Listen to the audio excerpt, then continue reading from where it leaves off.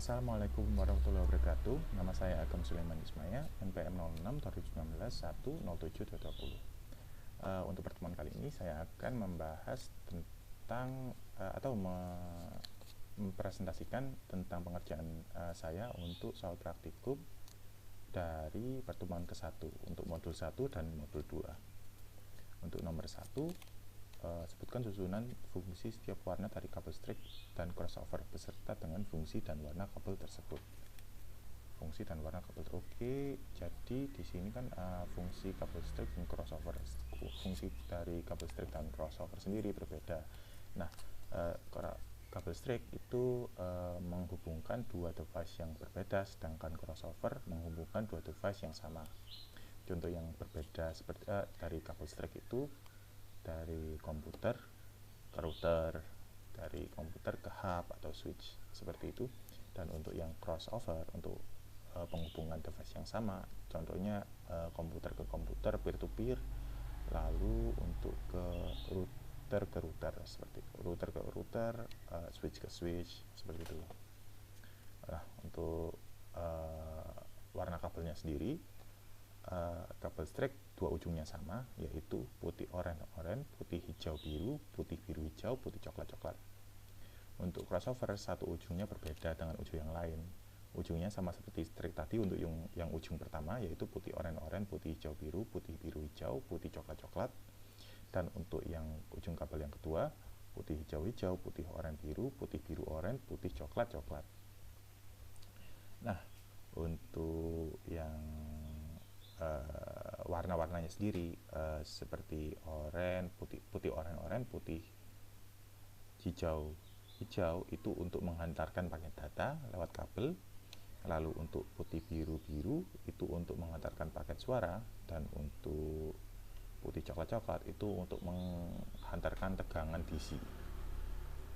Nah, lalu lanjut untuk yang kedua, jelaskan tentang 7 OSI layer. 7 OSI layer, oke. 7 OSI layer sendiri ada application layer, presentation layer, session layer, transfer layer, network layer, dan data link.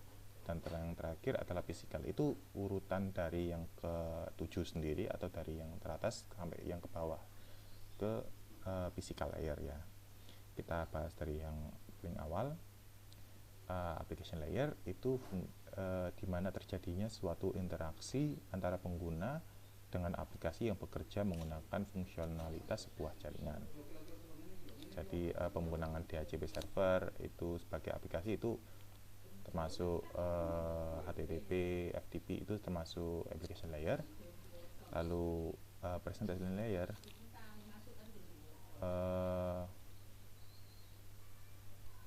presentation layer itu untuk mentranslasikan format data yang ditransmisikan oleh aplikasi melalui jaringan ke dalam format data yang dapat ditranslasikan oleh sebuah jaringan. Jadi membuat satu paket atau satu konfigurasi dibuat sebagai paket terlebih dahulu oleh si presentation layer. Contohnya seperti itu ada MMI, SSL, sama TLS. Lalu session layer itu untuk mendefinisikan bagaimana sebuah koneksi dibuat, dikelola atau dikembangkan. Contohnya itu NFS, SMB, RTP seperti itu. Lanjut ke transport layer. Transport layer itu untuk memecah data yang nantinya akan dikirimkan ke tujuan, ke destination. Contohnya adalah TCP atau Transport Control Protocol. Lanjut ke network layer. Network layer itu membuat header dari paket yang berisi informasi IP tujuan atau IP dari pengirim. Lalu ke data link. Data link ini memiliki tugas untuk menemukan setiap bit data dikelompokkan menjadi format yang disebut dengan frame. Ya, contohnya seperti pengalamatan atau identifikasi ya jadinya ya, identifikasi dari dimana semuanya paket itu berasal. Contohnya MAC address seperti itu. Physical layer, nah physical layer yang atau layer terakhir, layer ke-1, fungsinya untuk mendefinisikan dan media transmisi jaringan, sinkronasi bit, metode pensinyalan, serta membangun arsitektur jaringan seperti pengkabelan dan topologi jaringan. Jadi kita sendiri yang mengaturnya. Karena fisikal, jadi harus secara fisikal atau secara langsung user atau si admin mengaplikasikan yang tadi itu. Jadi langsung ke hardware-nya maksudnya.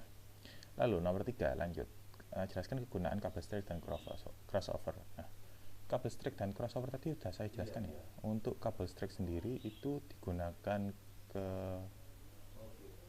string itu yang berbeda untuk device yang berbeda. Jadi contohnya komputer ke switch komputer ke router seperti itu. Lalu untuk cross adalah untuk menghubungkan dua device yang sama, jadi komputer peer to peer, lalu switch ke switch untuk extending jaringan, lalu router ke router seperti itu. Nah, selanjutnya apa yang dimaksud dengan /25 pada bagian IP address dengan ketentuan grup. Oke, kita contohkan di sini langsung. Ini kan /25 kita dapat /14 ya, /14. Perumpamaan saja kita pakai IP seperti ini. Nah, /14 dan IP ini adalah IP kelas A. Jadi kita jelaskan dulu /14 atau /25 atau /14 di sini maksudnya adalah CIDR atau classless interdomain routing. CIDR adalah penulisan subnet mask dari sebuah network dengan cara mengubah notasi subnetwork dan dari desimal ke biner, kemudian menghitung jumlah total nilai biner 1 yang ada.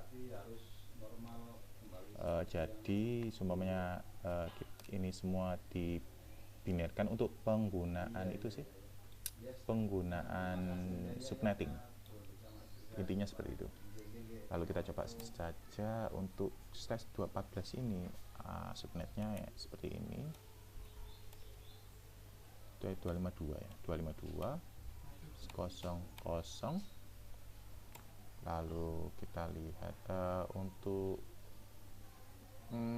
binernya sendiri 1111 45678 14 berarti /14 berarti satunya ada 14, 8 9 10 11 12 13 14, ada di sini ada 6 ya, 6 ya, 1 2 3 4 5 6 ya, betul, 6 ditambahi 02, lalu selanjutnya kosong semua, 4 5 6 7 8. Oke, 1 2 3 4 5 6 7 8. Oke, ini karena ini kelas A, jadi dimulai oktetnya perhitungannya dari 3 oktet terakhir. Oke, 3 oktet terakhir berarti X nya ada 6, Y nya 24 kurangi 6 berarti 18. X nya ada 6, Y nya ada 18. Oke, langsung saja untuk penghitungan subnetnya. Jadi jumlah subnetnya 2 pangkat 6. 2 pangkat 6 ini ada 2 pangkat perangkat 6, ada 64, dan jumlah host per subnet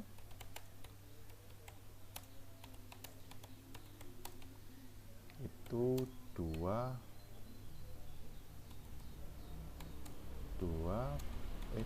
pangkat 18, jadinya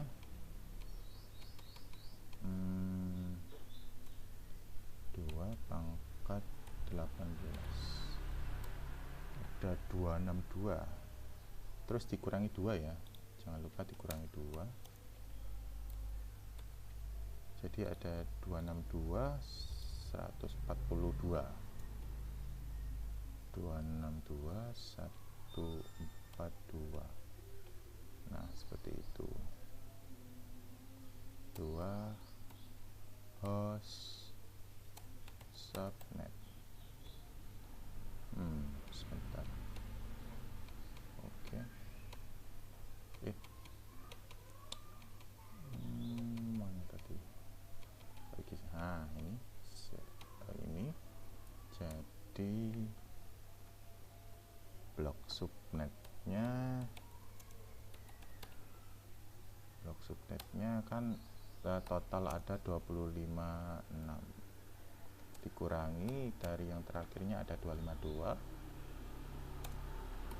jadi untuk setiap subnetnya itu ada 4, jadi pertemuan per jaringannya itu 0, 4, 8, 16 dan seterusnya,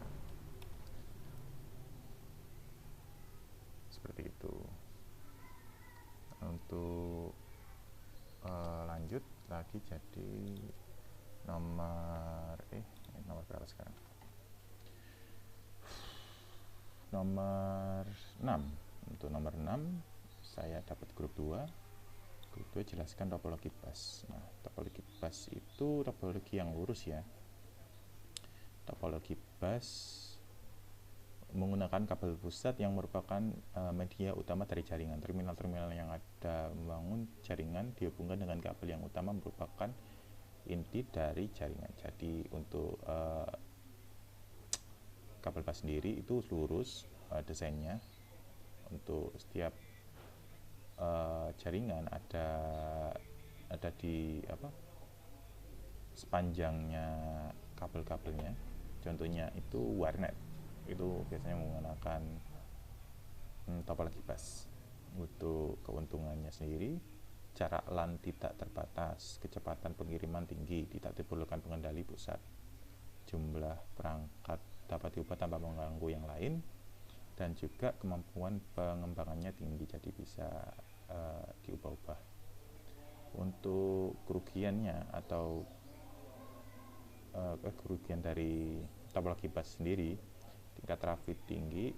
Bila tingkat traffic pada jaringan tersebut tinggi akan menyebabkan kemacetan. Diperlukan repeater untuk memperkuat sinyal.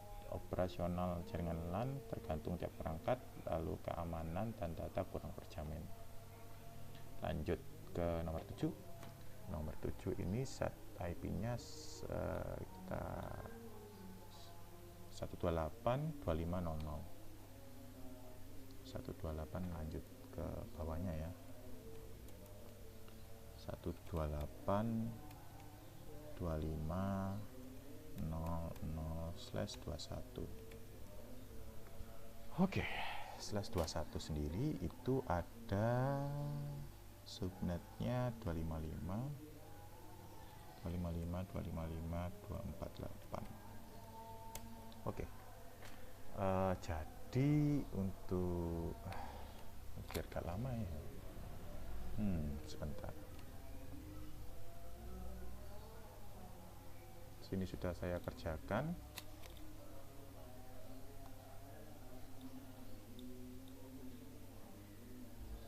Karena memang makan banyak waktu. Jadi seperti ini. Nah, untuk subnetannya dari addressnya sini untuk jaringan pertama ya, untuk jaringan GA addressnya sini, kita buat subnetnya. Untuk subnetnya semua jaringan sama, lalu range-nya yang berbeda-beda. Ini kan butuh 10, jadi 1 sampai 10 sesuai jaringannya ya. Terus 257, 255. Karena ini kan slash berapa, 21/21 itu subnetnya tadi itu 256 dikurangi 248 itu 28, ada 8. Jadi setiap 8 berarti ya. Ada setiap 8 jaringan. Sebentar, 128 128 31 23. Networknya kan dari 25. Oh iya betul. Dari 8, dari 16, dari 24, dari 32, jadi kelipatan 8. Dari kelipatan 8 lalu lanjut lagi seperti itu sampai ke GF, jaringan ke-40. Berarti jaringan ke-5 ke-40 cuma ada 2 yang diperlukan. Ini sebenarnya bisa dimulai dari 2 atau bisa dimulai dari 3, 4, pokoknya nggak ngelebihi dari ini ya, nggak lebih dari broadcastnya ya. Jadi aslinya itu 128.25, contohnya ini ya, 128.25.47.1 sampai 128.25.47.254, karena 255 digunakan untuk broadcast. Aslinya seperti itu. Jadi dimulai dari network kan awalannya karena sudah dipakai oleh network jadi tidak bisa dipakai. Jadi awalannya 128.25.40.1, lalu akhirannya adalah broadcast, karena broadcast tidak bisa dipakai. Jadi min 1 128.25.47.254 seperti itu. Nomor 8 ini lakukan konfigurasi IP static. Oke, kita buka VirtualBox terlebih dahulu. Lalu kita jalankan. Ini ada yang salah sebenarnya, nanti saya ganti lagi. 125, 192, 168, 10, 20. Langsung kita coba ya di sini. 192, 168, 100 ya. 192, kita coba dulu aja. Terus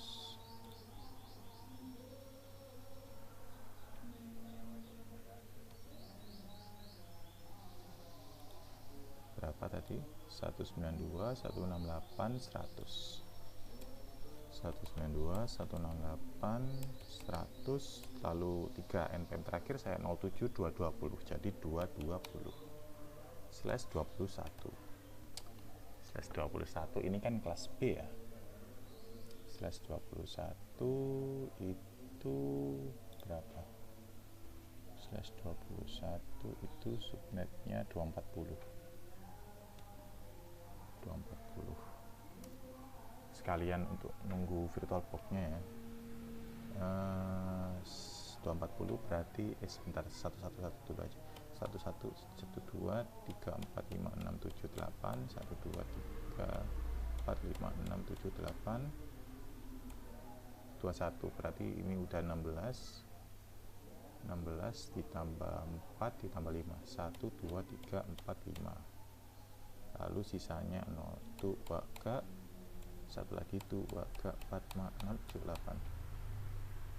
Jadi seperti ini subnetnya, berarti 240. Ini 255 udah kelihatan ya, 255 240 titik kosong. Nah, karena IP-nya B, berarti 2 oktet yang dihitung, 2 oktet terakhir yang dihitung. X-nya ada 5, Y-nya 8 tambah 3 jadi 11. X-nya ada 5, Y-nya ada 11. Lalu berarti jumlah subnetnya 2 pangkat 5 2 pangkat 5 itu 2 pangkat 5 ada 32,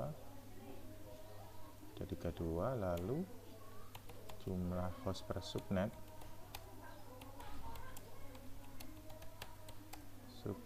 itu 2 pangkat 11 dikurangi 2 ya, 2 pangkat 11 dikurangi 2.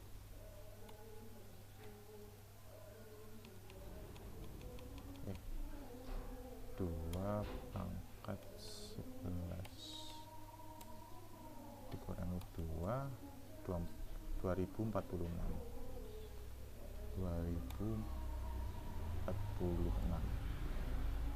Nah,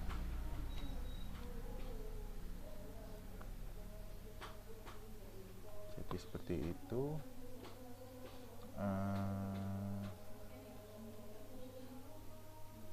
Udah ya, sebentar. Nah, kita login. Ini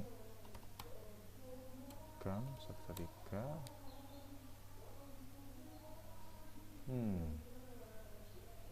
Jangan ini deh, jangan ini. Ada yang nggak boleh dirubah-rubah soalnya. Ini 0, kita pakai yang lain aja. Mana?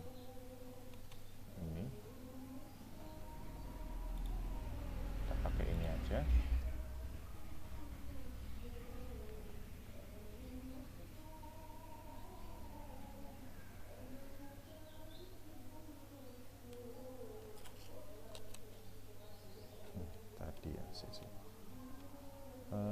Jumlah blok per subnetnya, blok per subnetnya kan subnet 256 totalnya IP yang bisa digunakan dikurangi oleh 240 jadinya 16. Jadi untuk blok per subnetnya kelipatan dari 16 0 16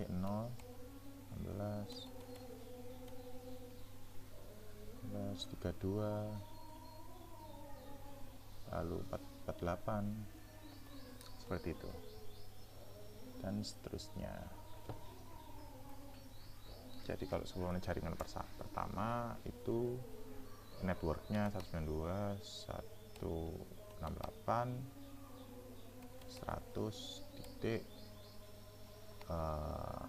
100.0, lalu jaringan kedua 100.16 seperti itu sampai 240. Lanjut login langsung, lalu benerin IP-nya.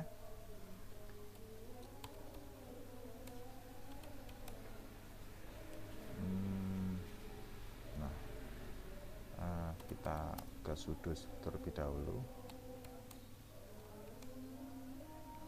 Kita nano etc network interface ini, sebelumnya ini static 100.220. Nah, untuk netmasknya sendiri kan tadi 240 kosong. Networknya ini ada di sebentar ya, 2000. Jadi ada berapa ya?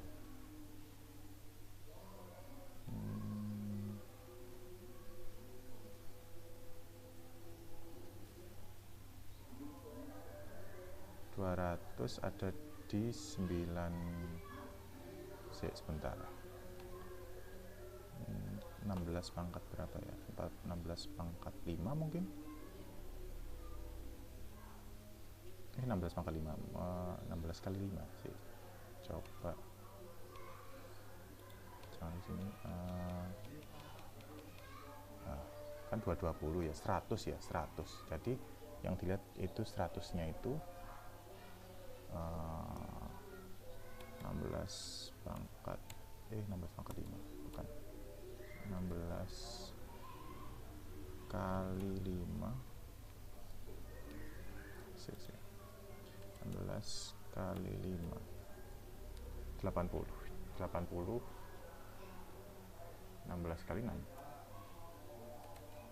16 kali 6 96, jadi 96 berarti antara 9 antara jaringan ke-6 96 jadinya ya.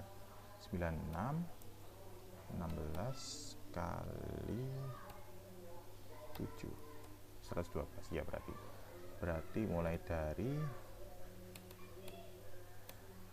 100, berarti mulai dari 96 ya. 100 kan itu berarti networknya mulai dari 96.0, lalu subnetnya 192 168 112 112 iya 112 broadcastnya berarti 111.255 karena sebelumnya network itu selanjutnya nanti 112 itu network yang ke-8 berarti. Kita coba saja langsung 96. Nah seperti ini, Ctrl O Ctrl X, lalu kita PTC ini D networking restart. Nah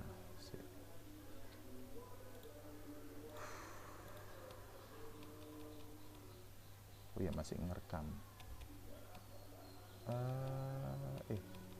Ke sini terus ke sini.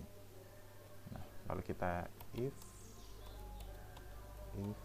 config, biasa nyantol seperti ini lah, kita reboot aja. Nanti pas udah reboot kita sudo lagi, pasti udah ganti IP-nya.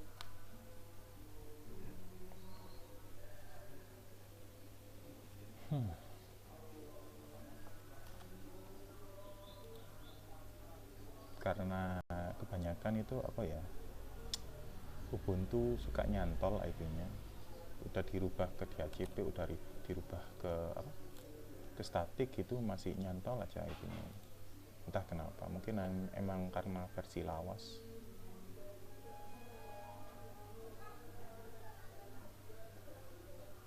Tunggu sebentar ya.